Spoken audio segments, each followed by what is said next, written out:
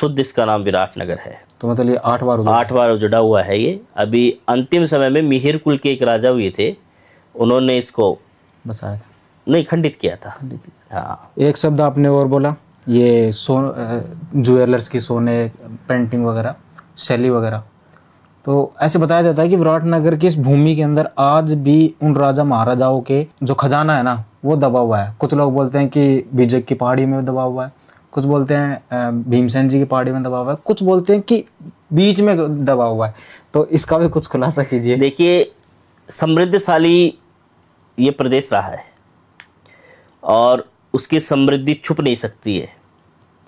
जब जब आक्रांताओं ने इस पर आक्रमण किए तो हो सकता है सब चीज़ें भाग्य और प्रकृति और ईश्वर की कृपा से मिलती हैं, लेकिन कभी कभी ऐसी स्थितियाँ परिस्थितियाँ बनती है कि लोग उनको भुला नहीं पाते हैं। तो ताकत की लड़ाई के अंदर बहुत सारी व्यवस्थाएं यहाँ पे ऐसी रही है कि ये समृद्धशाली देश होने के कारण यहाँ सोना चांदी, यहाँ टकसालें थी, यहाँ पे रत्नों का व्यापार था, तो बड़ा प्रदेश था, तो सब लोग यहाँ आते थे व्यापार करने के लिए। तो जैसे आक्रमण हो जाते थे तो लोग अपना जीव की रक्षा करने के लिए चले जाते थे, तो वो सब यहीं रह गई। और आज भी विराटनगर में अगर कोई शहर के अंदर कोई निर्माण कार्य अगर करते हैं तो नीचे मकान मिलते हैं। हाँ। 1 मंजिल 2 मंजिल 3 मंजिल 4 मंजिल तक मकान मिलते हैं। और भगवान श्री कृष्ण ने जब यहाँ भात भरा था तो उसका खजाना भी यहीं है। ये हम हमारे बुजुर्गों से सुनते आए हैं कि वो जो वैभव है वो भी इसी भूमि में स्थापित है। पिछली सरकारों ने यहाँ कई बार अनुसंधानी कार्य किए हैं कि यहाँ पे कुछ मिल जाए उनको, लेकिन ये ईश्वर की लीला है कि किसके भाग्य में क्या है और किसको क्या मिलता है। लेकिन यहाँ खूब अपार धन वैभव है और यहाँ ईश्वरीय तत्व भी यहाँ बहुत है। ईश्वरीय तत्व इतना है यहाँ पे कि आज यहाँ जितनी अरावली की कंदराएं हैं इन सब में ऋषि तपस्या कर रहे हैं आज भी। चाहे वो भीम की डूंगरी हो, चाहे गणेश जी की डूंगरी हो, चाहे बिजक की डूंगरी हो, चाहे बैराडा की डूंगरी हो, चाहे और अरावली की यहाँ कोई कंदरा हो। कोई ऐसे ऋषि आए हैं अरावली की पहाड़ियों में जो काफ़ी ज़्यादा प्रचलित हो उस टाइम? ये सब जो अरावली की जो कंदराओं में जो पत्थर है ये सब अपनी कहानी कहता है। आप इनको जब बड़ी गौर से देखोगे, जब आप इनसे बात करने की कोशिश करोगे तो आपको इनमें रूप प्रतिरूप क्या करती ऐसे लगता तो है, आपको लगता है कि कोई मेंढक की आकृति का है, कोई लगता है ऊँट की आकृति का है, कोई लगता है कोई खोपड़ी है और वो सिर्फ बात करना चाहती है। ये सब एक विषम परिस्थिति से निर्माण की हुई चीज़ें हैं। अब इनको अपन किसी भी रूप के अंदर, विज्ञान इनको किसी भी रूप में आधार में वो कह सकता है कि पृथ्वी का लावा है या ग्रेनाइट है या कुछ भी कह सकता है, लेकिन ये अत्यंत सत्य है कि चारों तरफ अरावली की जो कंदराएं हैं वो सिर्फ पानी से भरी हुई थी। नीचे शहर था और शहर भी बड़ा शहर था जिसके अंदर राजा विराट का शासन था। और राजा विराट का शासन अपने आप में ये वर्णन है इतिहास में कि वहाँ किसी प्रकार की कोई पीड़ा नहीं है। वहाँ पशु पक्षी जीव ये भी आनंद से रहते हैं, इसका उल्लेख है। तो हमारे यहाँ ऐसी परंपरा रही है राजा विराट के समय से। हम उसी व्यवस्था को, भगवान कृष्ण आए उनके नाम से भी नगर हो सकता था, पांडव आए उनके नाम से भी हो सकता था, लेकिन राजा विराट एक धर्मात्मा थे, इसी कारण उनके नाम से इस शहर का नाम हुआ है। और अभी वर्तमान में इसका विराटनगर जो नाम है बिल्कुल शुद्ध नाम है। तो मतलब अपना जो विराटनगर है ये 8 बार जुड़ा हुआ है, 8 बार बसा हुआ है। हाँ। और हमने जैसे आप अभी अरावली की पहाड़ियों के अंदर संतों की आप बातें कर रहे हो, मैं अभी कुछ टाइम पहले अपने अरावली की पहाड़ियों में एक मंदिर खोजने गया था। बाबा विश्वनाथ जी का मंदिर है। तो काफ़ी लोग बताते हैं कि वहाँ पे एक विश्वनाथ जी तपस्वी थे जो तपस्या करते थे, वहाँ पे आराधना करते थे जी। और उस मंदिर में कुछ चमत्कारी चीज़ें भी बताते हैं कि रात को ऑटोमेटिक आरती होती है, घंटी की आवाज़ें आज भी सुनाई देती हैं। मंदिर से पहले अपना एक मतलब फार्म है एक मित्र का, मैं वहाँ पे जाके उनसे मतलब बात की तो उन्होंने बताया कि दीपक भी जलता हुआ जाता है और आरती की आवाज़ आज भी सुनाई देती है।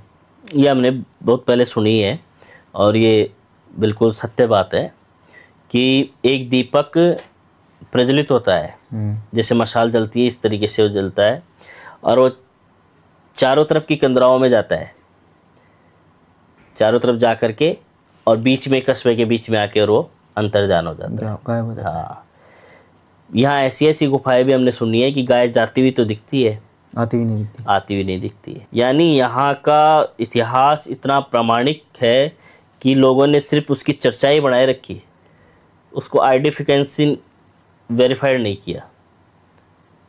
लेकिन ये जो बोलचाल की किंवदंतियाँ जितनी हम लोगों ने सुनी है, ये सब विराटनगर के ऐतिहासिक स्थलों के लिए बहुत महत्वपूर्ण है। अच्छा, अपने विराटनगर की कोई एक ऐसी जगह है जो आपको काफ़ी ज़्यादा पौराणिक लगती है या फिर ऐसा कुछ रहस्यमय लगती है, कोई एक जगह, जैसे बीजक हो गया या फिर हनुमान भीमसेन जी हो गया या कोई और? नहीं, विराटनगर तो पूरा ही पुरातन है, पूरा ही है। हाँ, ये तो जितना ओल्डेस्ट है इतना ही गोल्डेस्ट है। अगला क्वेश्चन अपने विराटनगर के अंदर अंबिका माता शक्तिपीठ है, जिसे शायद 41वां पद मिला हुआ है।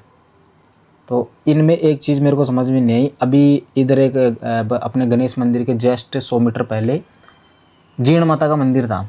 अभी वो मंदिर काफ़ी समय बाद में खुला है, शायद से 60-65 साल बाद में खुला होगा, ऐसा बताया जाता है।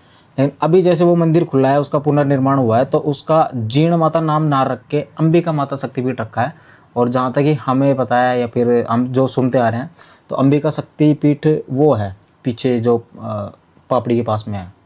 तो इनमें क्या सीन है? देवी पार्वती के अंग का जब विध्वंस हुआ, शक्तिपात जब हुआ, तो ये अखंड भारत का नक्शा है। जहाँ जहाँ देवी के अंग गिरे वो अखंड भारत है। अखंड भारत है। जो देश के प्रधानमंत्री जी अखंड भारत बनाना चाहते हैं, उसका ओरिजिनल नक्शा वही है कि जहाँ जहाँ अंग है वो सब भारत का अंग है। पाकिस्तान में है तो पाकिस्तान भारत में है, और भी बहुत सारी ऐसी जगह जहाँ पे है।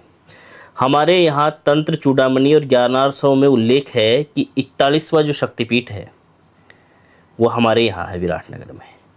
यहाँ भगवती देवी सती माँ की दाएं पैर की अंगुली यहाँ गिरी थी विराटनगर में। और बहुत सारी पुस्तकें हैं जिनमें इन सब चीज़ों का वर्णन है।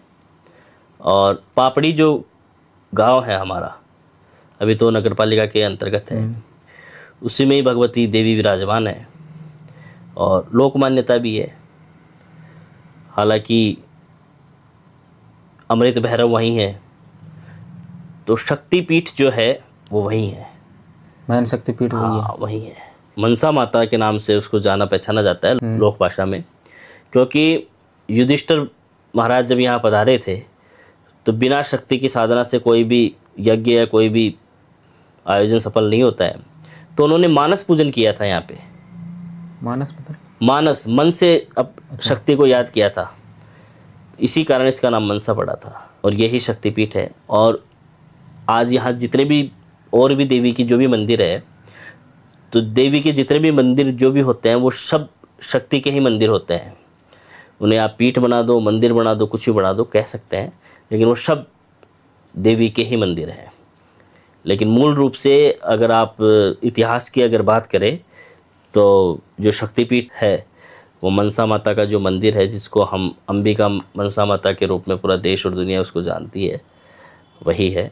और उसके अलावा और ये जो मंदिर इतने समय से, काफ़ी समय से बंद था, लगभग कुछ लोग बोलते हैं कि 65 साल हो गए इस मंदिर को बंद हुए, क्यों बंद था और अब इतने समय बाद में कैसे खुला? क्या है, मंदिर के निर्माण से लेकर के और मंदिर के जीर्णोद्धार के बाद तक भी बहुत सारी चीज़ें परंपराओं के अनुसार होती है। अब ये तो ठाकुर जी जाने कि क्या लीला रही है, करने वाले वो, कराने वाले वो, नहीं समझे आप और हम सब लोग तो उसके दर्शन करने के सौभाग्यशाली अपने आप को समझ सकते हैं। ये तो जब पराम्बा माँ भगवती चाहती है जब भी होता है।